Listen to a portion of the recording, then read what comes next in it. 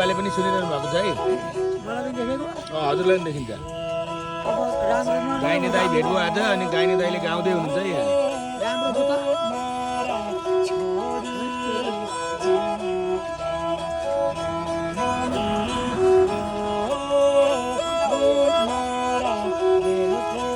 गोदावरीमा गाइने दाईसँग भेट भयो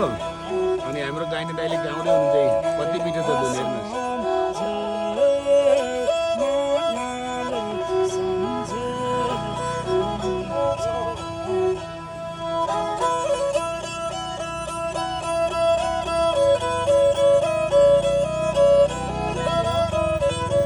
कति मिठो छ